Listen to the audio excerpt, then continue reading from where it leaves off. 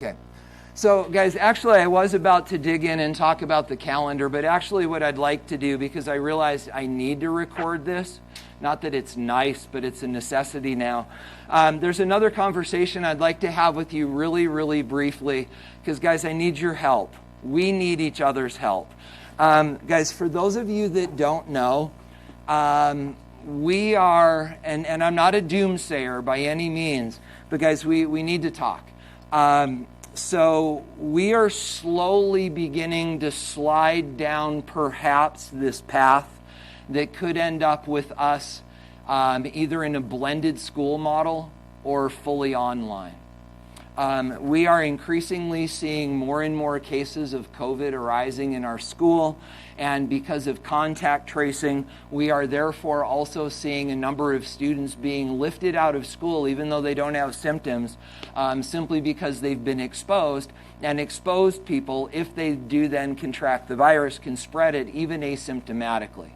So guys, what all of this means is now is our opportunity as a community to step into the middle of this and do something about it. So the reason that I'm saying this to you guys is because as my chemistry students, guys, I get to work with the best and brightest kids in the school. Chemistry is an advanced optional science class. You don't have to be here. The reason that you're here is because you're invested in school, and you guys tend to be the school leaders, either as athletes or wherever it is, choir. Guys, wherever it is, you are the leaders of our school. I'm asking you to help us accomplish a goal. And guys, that is simply, let's keep our school open. When we got here in August, I really felt this sense that we were in this together, and we understood that if we just stayed a little distant from each other, don't lick each other, and keep our masks on, we are fighting to keep our school open. But guys, understand, we're slowly losing this battle. Now, I don't know if you've seen the data, but here's the deal, guys. The vast majority of the people right now in Utah County that have COVID are actually high school and college kids. But as they contact trace this, guess where they're getting the disease? Not at school. It's actually now becoming community spread. And so what's happening is kids are being careful in school, and that's awesome.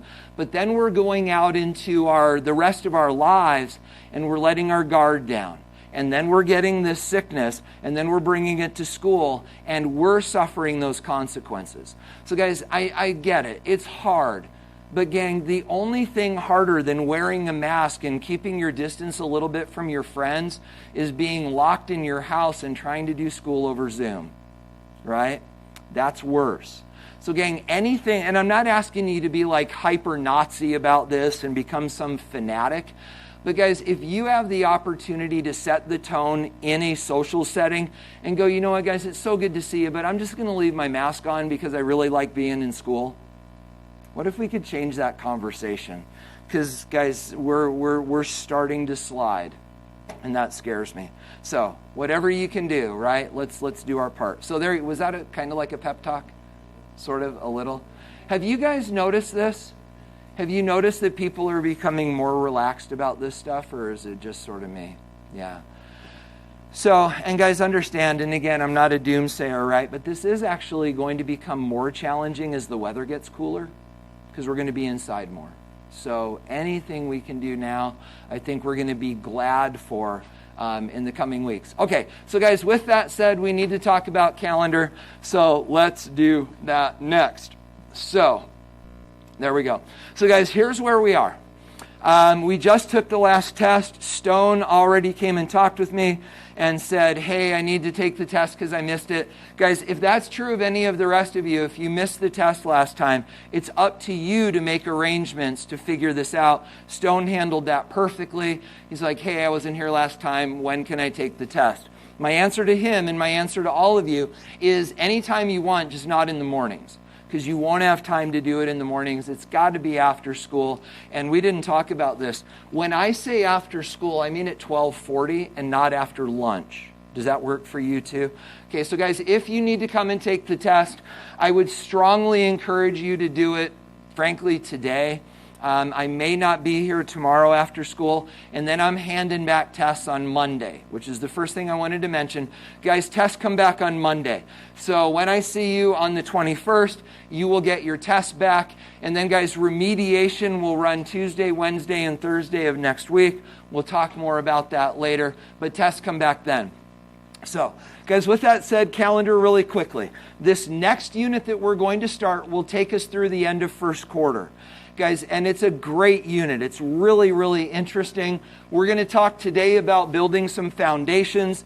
Then on Monday, we're over in lab. Then Wednesday and Friday, we're back in class for some more instructional stuff. Then, guys, look at how the unit ends. We are doing an online activity on Tuesday. Then coming back on Thursday, we are in lab again. And then on the 5th, we are taking the test. Yeah, that's not twice. That should be gone. On Wednesday the 7th, we will then start the next unit. But guys, notice the end of the quarter for us is the 9th, and then the actual end of the quarter is the 14th. So again, this unit will carry us through the end of the quarter. So that's the calendar. So guys, let's wrap with just questions, things about the calendar, things you're not sure about. You guys are okay? Some of you are still missing labs. Remember, they're due on the 9th. Make sure they're well done before you turn them in. So anything at all? You guys really okay? Are we good? Okay. So guys, all you need to do then is grab your notes. Well, this. I gave this to all of you, right? Well, a couple of you came in late. Oh, you guys. Oh, I got to walk all the way back here. Get a periodic table out too. Hey, did I give you 3? Do you have a stack of them? Darn it. Do you feel discriminated against? Sam, did you get one? All right. Sorry, apparently I can't count to 3. All right, here we go. So, guys, let me put this away, and let me move this, and let me grab this. And here we go. So, guys, totally up to you, but if you're organizing your notebook the way I've been encouraging you to, you're writing the topic across the top of your notes, and then you're dating your notes. And if you'd like to continue with that trend, you can just write across the top of this paper with the triangle on it the topic for your notes today, which is classification of matter, and then the date today is the 17th, if you want to stay on top of that as well.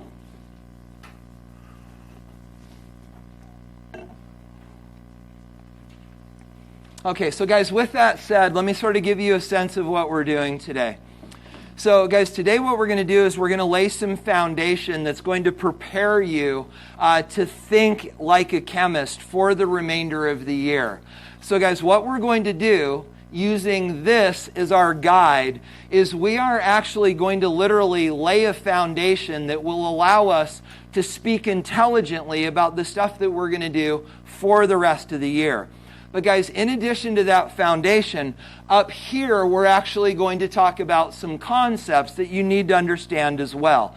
So guys, let's first of all talk about the way this triangle is organized so this all makes sense. So guys, you'll notice that over here on the left-hand side, and you don't need to circle that, but on the left-hand side, this thing is organized from very specific to more general.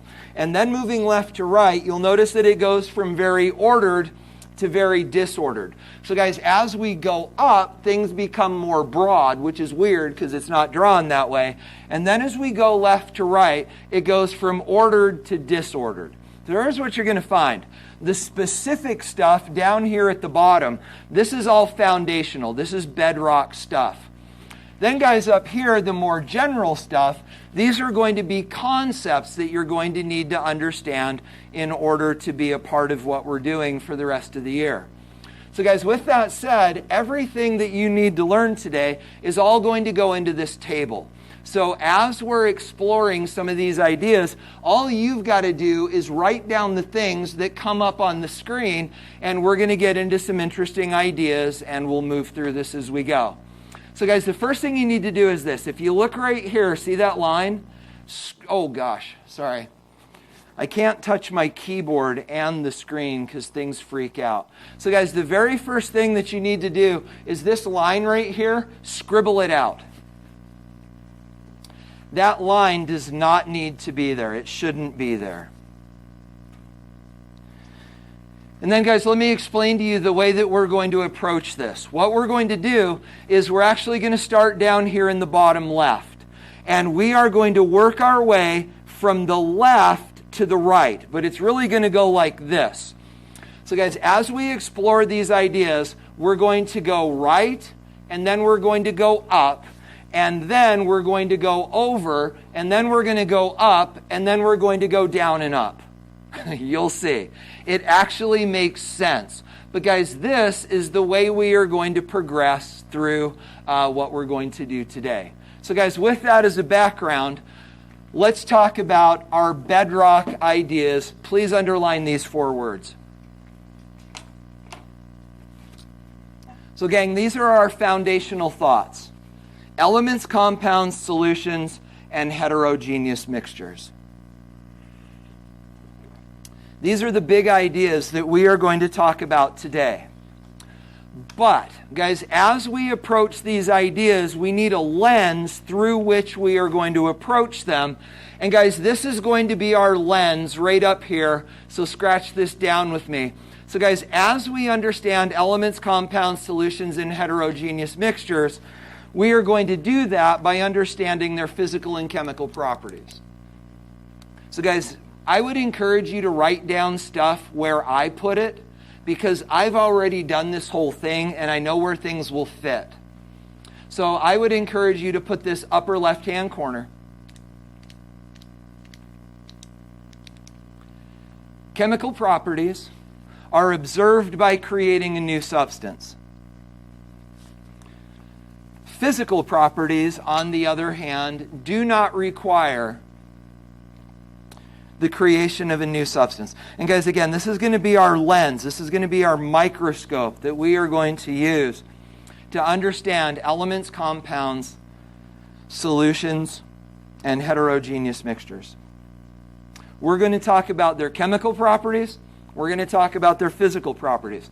But guys, before we can do that, you got to actually understand what this means. So I'm going to have you move this just so I don't muck you up. Guys, chemical and physical properties. You ready? Paper. Huh? Yeah, paper. Okay, so, guys, here we go.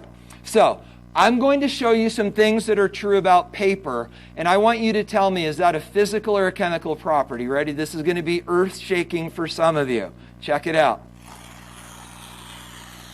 Paper rips. Chemical or physical property? How do you know? Is this still paper? Is this still paper? Yeah, so guys, paper ripping is a physical property because it did not create a new substance. You getting the idea? Let's try another one. Paper crumples. Huh? Chemical or physical property? Physical property because that is still paper. This is the beauty of being a chemistry teacher. I can now do Why does that excite you? I know you do. So guys, what about this? So paper burns, right? Chemical or physical property? Well, let's figure this out. So if paper burns, what we need to look for are new substances. So guys, is this ash paper? No. Is the smoke paper? No. So ash is not paper and smoke is not paper. So then the other question we need to ask is this. Are ash and smoke trapped inside the paper, and when we light it on fire, it just lets the ash and the smoke out? No, of course not. So guys, in creating something new, we have now identified a chemical property of paper, which is that it burns. Do you see the difference? You okay? All right, let me put this out so I don't make too much of a mess. I'm always afraid I'm going to set off the smoke detectors. All right, there we go. That's good. Okay, so are we good on chemical and physical properties? Okay, so guys, let's take those ideas then and let's focus them on the 4 words that we underlined. Because to understand what these are, we need to understand their chemical and physical properties. So guys, let's do elements first. If only we had a list of all the elements that exist in the universe. Wouldn't that be handy? If we had a list of all the elements that exist? Oh my goodness, it's this. So guys, let's talk. How many elements exist in our universe? Take a peek. So the numbers go up to 118, right? But that is not how many elements exist in our universe. Do any of you actually know how many elements exist in our universe? It's even, guys, the answer is 92. Look at element number 92 on your periodic table. What is element 92? Uranium. And guys, if you've never seen uranium, it actually looks like this.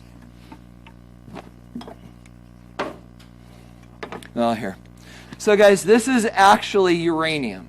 This is ridiculously radioactive. We'll play with it more in the next unit.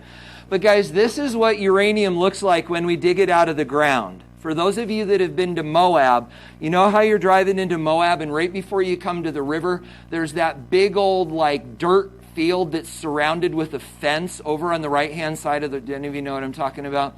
Guys, that's where this came from.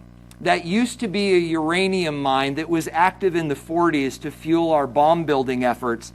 And then we actually forgot to clean it up, and now it's a super fun site. But guys, this ore, and you see the yellow, right? That's actually the uranium. This is how we find it. You couldn't build a bomb out of this because it's not pure. But if you purified it, you could. Because this is what is called uranium ore. Now, the thing that's cool about uranium is it is actually the heaviest element in the universe. That's it. That's as far as the universe got, either creating or forming elements. So now, guys, let's talk. You're like, yeah, but wait a second. This keeps going after uranium.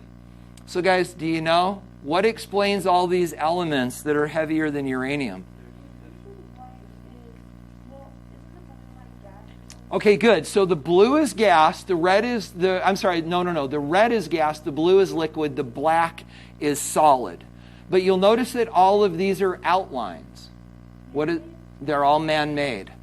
Guys, the only reason elements heavier than uranium exist is because we exist. The only place that these elements exist are in laboratories, mostly in California, because most of this research was done in California. But guys, all of these elements heavier than uranium, the only place they exist are in labs. But for people, those elements, the only place they exist is on Earth in labs. You get the idea? Okay. So guys, with that said, let's go to the other end of the periodic table. So we just got done exploring the heavy elements. Let's go up to the lighter elements. So guys, let's take, for example, hydrogen. Do any of you know what makes a hydrogen atom a hydrogen atom? What does that little number 1 mean? Because hydrogen is element number 1. What does the 1 mean? It's the atomic number, which tells you what about the atoms? The number of protons in the nucleus of the atom. So guys, if you want to be a hydrogen atom, all you need is 1 proton. But what if you want to be a helium atom? You got to have 2. If you want to be lithium 3, beryllium 4, boron 5, carbon 6, and on up the row. So guys, what makes an atom is the number of protons that it has. So now let's go down and let's take a look at lead. Do you see lead down here? Guys, if you want to be a lead atom, how many protons do you need? 82. Now, guys, what if we could do that? What if we could take, and there's actually some over here. This is actually what lead looks like. So, guys, what if we took a sheet of lead? So these are all lead atoms, right? If we could grab all these atoms, all of the atoms inside this lead would have 82 protons. But guys, what if we could take these lead atoms, and what if we could rip protons out of those atoms? And specifically, what if we could rip 3 protons out of these atoms? What would we end up with? Gold. And guys, we can do that. It's actually really easy to do. It's expensive, so it's easier, it's cheaper to dig it up. But guys, that is the only difference between gold atoms and lead atoms is 3 protons. So are you getting the idea that elements are defined by their numbers of protons? So let's then turn that into the definition that we need to talk about, because when we talk about elements, elements are all composed of one type of atom. Lead is lead atoms. Uranium is uranium atoms. Gold is gold atoms. Hydrogen is hydrogen atoms. Guys, elements are all composed of one type of atom. So now, guys, let's talk about an element that's maybe a little more familiar to you. Element number 11. Go find it. What is element number 11? Sodium. So most of you have not seen sodium before. So let me introduce you to sodium. Guys, this is actually what sodium looks like. Sodium is a metal. As Julia pointed out, the fact that it's black tells us it's a solid. But guys, this is sodium, okay? Here's what I'd like you to do. From your desk, I would like you, please, to tell me some of the physical properties. Remember what that means. Tell me some of the physical properties of sodium. Say it again, Eamon. Beautiful. Guys, sodium is very, very soft. You can actually cut it with a butter knife. Sodium is actually amazingly, amazingly soft. Guys, what are other physical properties of sodium that you can see just from where you're sitting? Qualitative data, guys. Describe this. Say it again. Would you give me silver? Silvery, whitish, even maybe a little shiny? Okay, I love it. Yeah, Jacob, you're right on the right track. Guys, other physical properties of sodium. It's a solid. Okay, so it's round in this picture. That isn't necessarily because of the way they made it. But I agree with you. So guys, maybe that's our exhaustive list right now. Sodium is soft. It's easy to cut. It's shiny. It's silver or white colored. Looks like so. But guys, now what I'd like to do is I'd like to give you the opportunity to figure out some of the chemical properties of sodium. So to do this, let's see if we have sound. So guys, chemical properties of sodium, watch close. Have any of you ever done this? Throwing sodium in water? It's actually pretty cool. Here, let's get this playing and then I may have to adjust the sound. Sodium metal in. There we go. So guys, what they've done is they took a chunk of this sodium metal and threw it into a beaker of water. What happens is the sodium attacks the water. And you guys know what water is, right? What's water? H2O. Okay. Sodium metal in.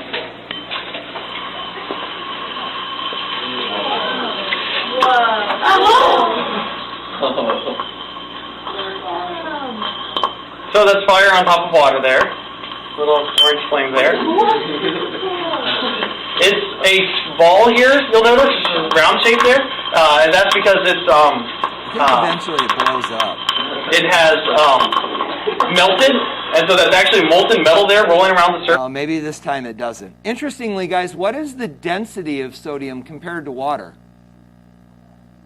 Yeah, it's less dense. It flows. I love that you looked on your periodic tables. But guys, this is the interesting bit. What is the sodium doing to the water? And the answer is sodium is actually grabbing a hold of one of the hydrogens on the water molecule, and it rips that hydrogen off. And when it does, the hydrogen goes up in the air and it bursts into flames. Hydrogen is a very flammable gas. So guys, regardless of where in the video you're picking up on this, somebody give me a chemical property of sodium. What did you just learn about sodium chemically? Go ahead. Beautiful. If you put it in water, it catches on fire. If you got a piece of sodium sitting there, it's not on fire, right? But if you put it in water, it catches on fire. Is that a chemical property? Absolutely, because we're making something new. Do you get the idea? Okay.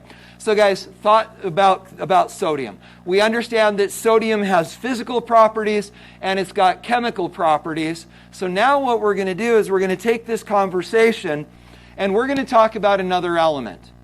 17. Guys, go to element 17. What's that? Chlorine. What does it mean that it's red? It's a gas. At room temperature, it's a gas. Guys, do you know anything else about chlorine? It's in pools, kind of. Yeah. Oh, amen. It's horrible. Go ahead, Grace. I love that. Hold that thought that you see where we're going, right? I love that you know that. Yeah. Say it again. Oh my gosh. Guys, it sounds like you're a little familiar with this. Let me pull the thoughts together. So guys, first of all, this is what chlorine looks like. So give me some physical properties. Yeah, yellow? Would you be willing to say mustard colored? Would you give that to me? We'll talk in a minute. So guys, it is a yellow mustard color. I think we would also agree that it's a gas. But guys, why do I bring up mustard colored? Well, guys, we need to talk. You understand that right now we live in a world where terrorism is a significant issue, right? And there's all sorts of threats. There's chemical weapons, there's nuclear weapons, there's all sorts of crazy stuff. But guys, do you know that the first chemical weapons ever used on the earth were used by us? The United States actually started the chemical weapons industry. Do you know when? World War I. Guys, in World War I, war looked a lot different. It was not drones and satellites. It was literally guys in large, beautiful fields, many times in Europe, digging trenches. And they hide in these trenches for days and days and days until somebody says, go get them. And everybody comes out of the trenches and they run across the field and it's just a mess. But guys, as we were in the middle of World War I, kind of started to say to ourselves, we're sick of waiting. Our guys are getting sick in these wet, dirty holes in the ground. We need to find a way to take the fight to somebody that's down in a hole. So what did we do?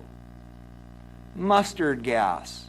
Guys, we created bombs that we dropped on the enemy lines. And when these bombs exploded, they created what is called mustard gas. This mustard gas is more dense than air. It spread out across the field, and it sunk into the foxholes. And all of the enemy soldiers started breathing this gas. You want to guess what the gas was? Yeah, it was chlorine gas. And guys, chlorine gas inhalation is a horrible thing. Because when you breathe in chlorine, it reacts with the water in your lungs. And when it does, it turns into hydrochloric acid, and it literally eats your lungs from the inside out. Guys, do not Google mustard gas inhalation. You don't want to learn more about this. It is really not okay. But guys, chlorine gas is an amazingly dangerous chemical. So chemically, right, this stuff is very corrosive and very dangerous, which would be a chemical property. Yeah.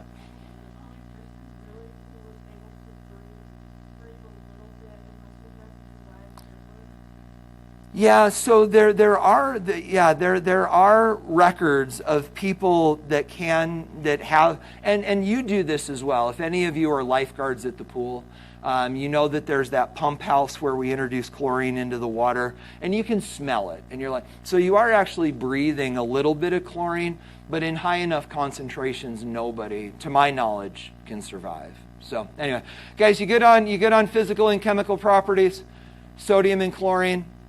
Okay, so guys, where then is this headed? And Grace is already on it. So here's what we know. Sodium, shiny, cuttable, and very explosive in water. Chlorine, it's a yellow gas. It is deadly like you have no idea on contact. All sorts of crazy stuff. Just a second.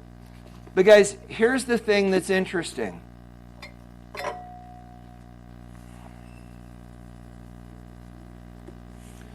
This is exactly the same stuff. Guys, this is table salt. And some of you know table salt by its chemical name, sodium chloride.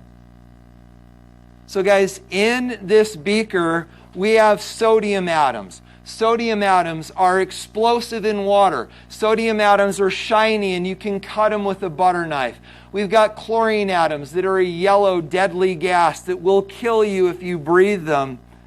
And guys, those atoms are inside here. But this isn't shiny, this isn't yellow, this isn't a gas, and it's certainly not deadly.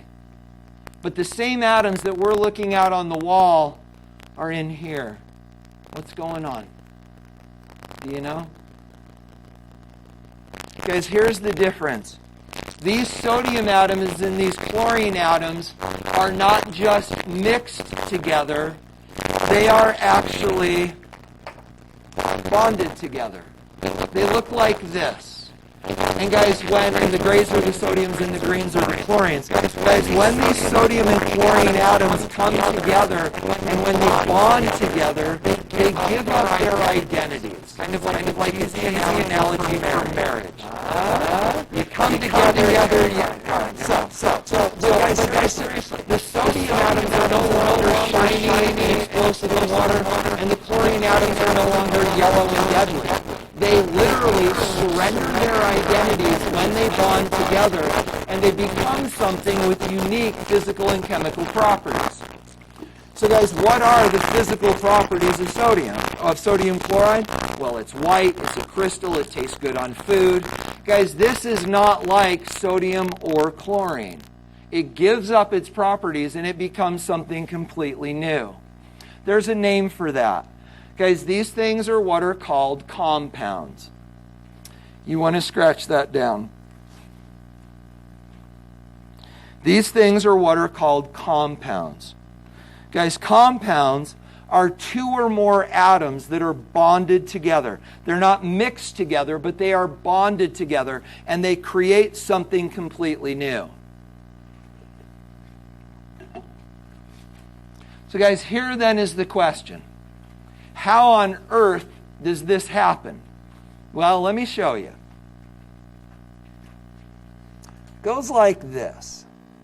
This is one of my favorite experiments. Supposing you want some fresh salt. None of that stale old store-bought stuff. You want the fresh stuff. You got to make it yourself. Well, how are you going to do that? Salt? Okay, so here's what we got. Guys, this is what sodium looks like when it's not in a cylinder. You actually have to store it in vegetable oil, because if you don't, it'll actually pull the humidity out of the air and it'll burst into flames. So this is sodium. This is chlorine gas in a cylinder. That's popcorn. Is sodium chloride. Sodium is a metal that explodes on contact with water, and chlorine is a deadly poison gas. They actually used it in World War I as a poison gas. Okay, so here's what we've got. Inside this crucible, we have sodium that he is melting with a blowtorch. Over here, we have the chlorine cylinder, and then there's a tube that is going to blow the chlorine over the molten sodium. If you take a bowl full of molten sodium and you blow pure... Okay, so what is happening right now is the sodium is actually burning in the chlorine gas. So literally, they are burning and they are bonding together. So guys, what then does that make this smoke? Table salt. Guys, this smoke is actually pure table salt. So the sodium is burning in a chlorine environment, and it's literally giving off pure table salt as the smoke, which is where this then got corny, because he then hung a fishing net of popcorn over this to collect the salt on the popcorn. Well, as some of you might figure out, this goes horribly wrong. Chlorine gas into it, you got a fire, and the smoke coming off of that is pure salt. So we hung some popcorn over it, salt the popcorn with nice fresh salt. What's going to happen? Take a look. And it worked great. We got some good shots that we used in the magazine. Then, turns out, the net started melting, and it actually dropped the popcorn into the molten sodium. Sodium exploded, and we got popcorn and sodium flying everywhere. That's really not such a bad thing. It tells you that science doesn't always go the way it's supposed to. It tells you why it's important to wear a face shield and have all the right safety equipment. And it made some really good shots that we could use also. There you have it. So guys, let's look at where we're at. We now understand that we've got two different types of matter. We have elements, which are one type of atom the whole way through, and then we've got compounds. Guys, compounds, like salt, are atoms bonded together. But the thing that we've said together, guys, is that both of these have unique physical and chemical properties. Sodium is not like chlorine, but sodium and chlorine are not like table salt. So guys, these are unique and they're not like anything else. Well guys, if you look at the organization of this table, you'll notice that both elements and compounds are underneath substances. Move up to substances now. Here's what that means. It means that elements and compounds are both substances. So guys, write down the definition and then ask yourself, does this surprise me? So what is a substance? It is a type of matter that has unique physical and chemical properties. Sodium is not like chlorine, but salt is not like sodium or chlorine. And guys, we call these things substances. They are types of matter that have unique physical and chemical properties. How you doing so far? You guys okay? You're good? Okay. So now guys, let's do this. Let me introduce you to a couple more players in this conversation. So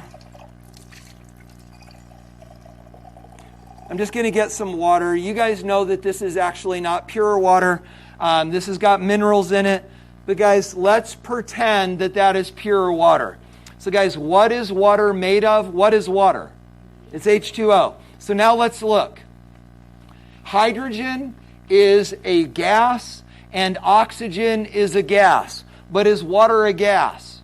No. It is unique from the things that made it up. So this is not an element. Elements are hydrogen and oxygen. Guys, what is in there is hydrogen and oxygen bonded together into what we call water molecules. And these are bonded together. The red is the oxygen, the white is the hydrogen. These are bonded together, and they have formed something unique that we call a compound. Do you get the idea? Okay. Now, guys, we're going to do some chemistry. You ready? Here's what we're going to do.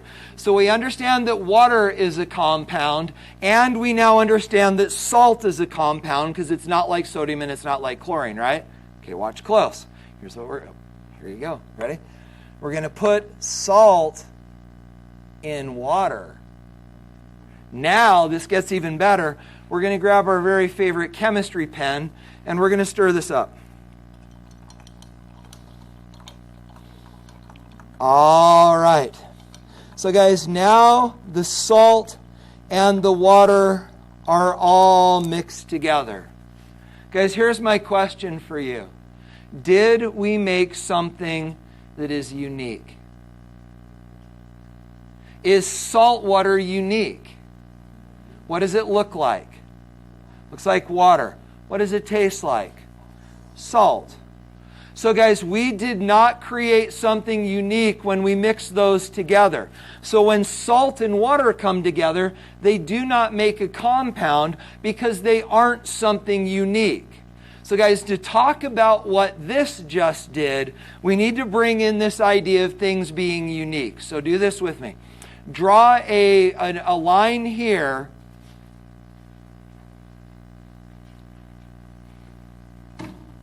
And then, guys, let's flesh this out. So everything to the left of this line is unique. Everything to the right of this line is not unique.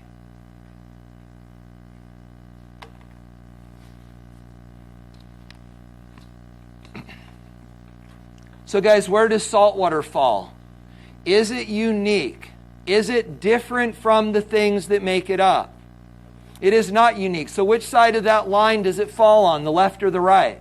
The right. And guys, that actually has a name. These are what are called mixtures.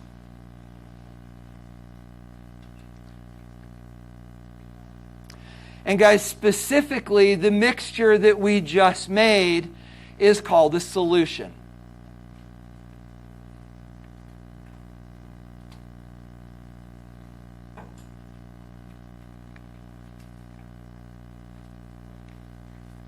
Now guys, when we talk about solutions, there's a couple terms that you need to know. Please include these in your notes. When we talk about solutions, solutions always have two parts. They have a solute and they have a solvent. The solute is the thing being dissolved, and the solvent is the thing doing the dissolving. So in salt water, the solute is the salt, and the solvent is the water.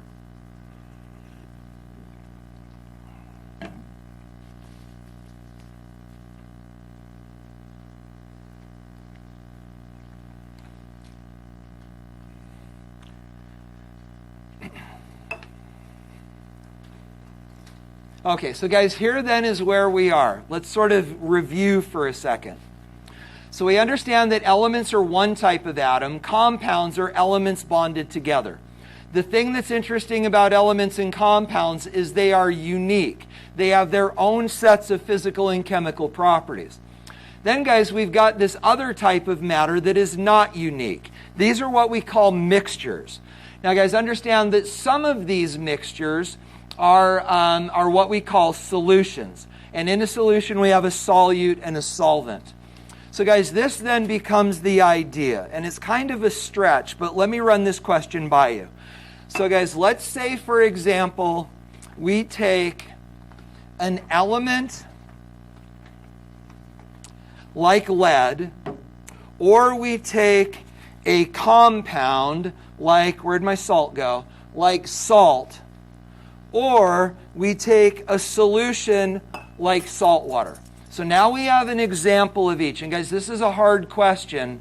Let's see if we can get there. Here's the question. Element lead, compound salt, and solution salt water. Guys, all of these fit under the same larger heading, which is homogeneous. So I want to see if we can come up with the definition for homogeneous on our own. So here's the question. What do all these have in common? Lead and salt water.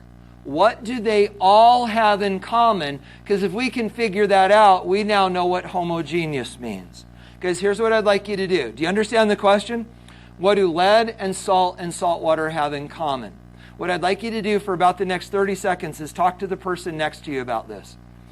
What do they have in common? Stone, you're all alone. Can I be your buddy? Sure. What do they have in common? They all like have a singular element. But let's be careful with element, because element has a very specific definition. Keep going though. Keep going though. A singular one that when combined with the other. Okay. But is that true of the salt water? No, because it makes it so Right. So what do they all have in common?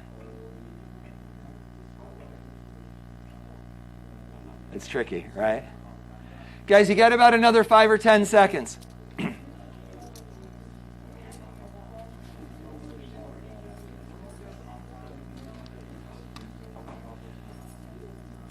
We okay? Guys, let's come together and let's talk. This is a really difficult question. But if we can get to the bottom of it, we can figure out what homogeneous means. So guys, let's try. Trevin, Kevin, and Sam, what were you guys talking about? Kevin, is that, I can't see mouth. Is that you? Okay, keep going. Sorry. You're like a ventriloquist. Keep going. Oh, okay. Oh. Can we go to that for a second? The root word of what? Of homo, right? So, and guys, let's have a grown-up conversation really quick. If you're homosexual, who do you like? The same sex. Homo means same, right? It's brilliant. You guys came up with that. So let's dig into this a little deeper. So if homo means same, what is the same about each one of these? Not the number of atoms. Well, okay, let's go deeper here. So let's talk about that. So this is all lead atoms, right? Are these all the same kind of atoms? No, they're sodium and chlorine. Are these the same kind of atoms? No, they're sodium, chlorine, hydrogen, and oxygen. So not the same kinds of atoms. But you've given us the foundation in talking about sameness. So guys, what is the same in these?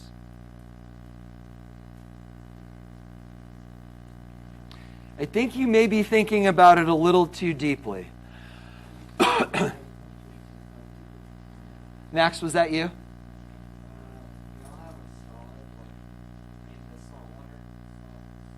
Okay. Okay, yeah, so perhaps, but if that were the answer, then all elements would have to be solids. Go ahead. Good, Eric, keep going with that. So they all have physical properties and chemical properties, right? Keep going. But what is true of their physical and chemical properties? They're the same, the whole, oh, go. That's true that we can see them, and as we see them, what is true? So what about this? If I were to cut a little piece of lead off of this corner, and if I cut a little piece of lead off of this corner, would they be the same? Yeah, this is the same the whole way through. And guys, if I were to take a little pinch of salt from this side, and if I were to take a little pinch of salt from this side, would they be the same? It's the same the whole way through. But now guys, check this out. If I were to take a drip of salt water from this side, and if I were to take a drip of salt water from this side, would they be the same? Yeah. It's the same the whole way through. And guys, that, and I love you came up with sameness. Guys, that is exactly the answer. That the thing that all of these have in common is they are the same the whole way through. It doesn't matter if you go left, right, middle, top, bottom. It is the same the whole way through. And guys, the way we describe that is this. We say that this is the same stuff the whole way through.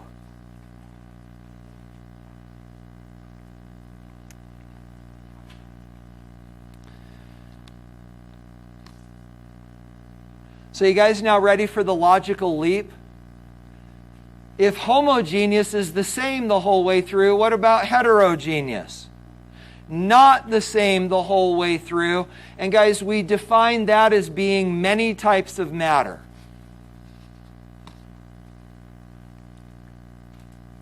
Now guys, what I want to do to give you an example of this is first give you a couple more words you need to know. And guys, you're going to want to write those down over here. So when we talk about heterogeneous matter, you need to know two words. One of them is phase. Heterogeneous matter contains more than one phase.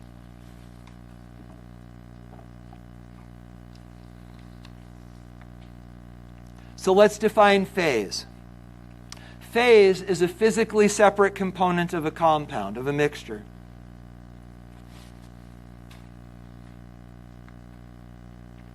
And then guys, the last term you need to know is interface.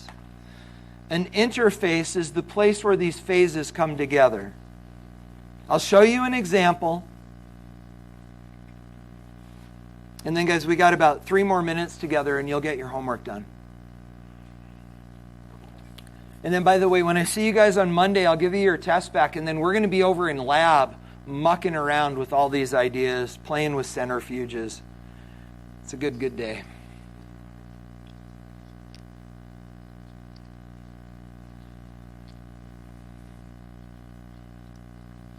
So guys, let me now show you an example of heterogeneous matter. It's this. I made this last year. It turned rancid, but let me show you what we're looking at.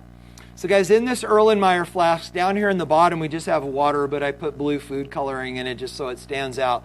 Then here we have cooking oil, which again turned rancid. But the reason that this is interesting is because you can see the water phase, you can see the oil phase, but you can also see the interface where they come together. See that? So here's my question.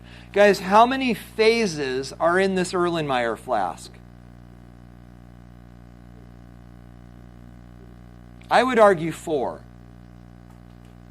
So we've got the water phase, the oil phase, the air phase, and the stopper phase.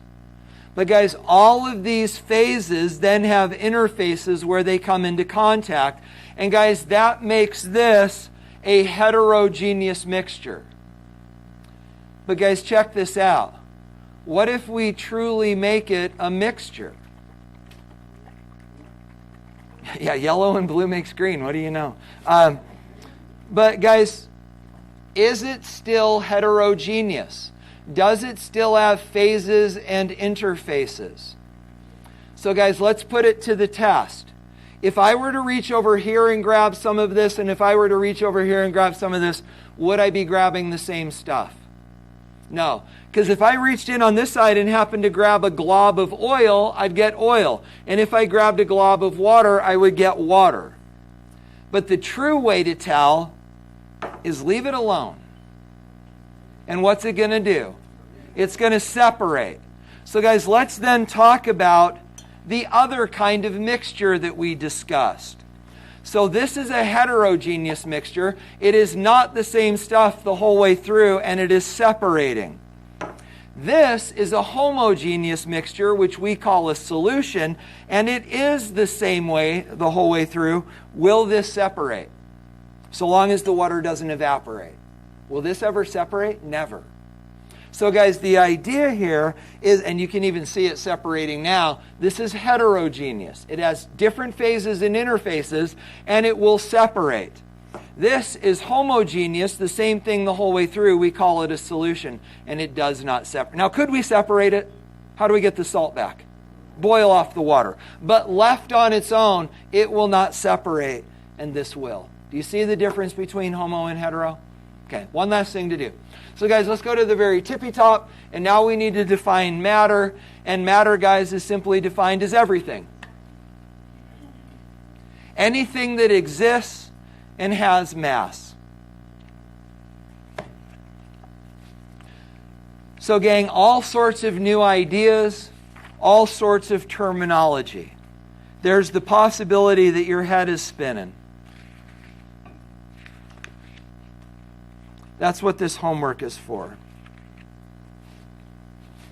So guys, if you're not sure that you know what you need to know, let this homework be the guide. If you can do this, you're in good shape. If you can't, not so much. But guys, you'll notice this is double-sided. And the very last question is actually a scavenger hunt at your home. To go find elements, compounds, and solutions in your house.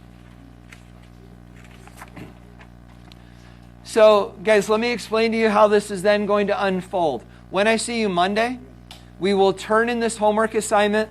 You will get your test back, and then we will go over to lab, and we will do an activity over in lab. So, guys, we now have about 13 minutes left. The remainder of the time is yours to work on this homework. I will print the answers, and we'll go when the bell rings.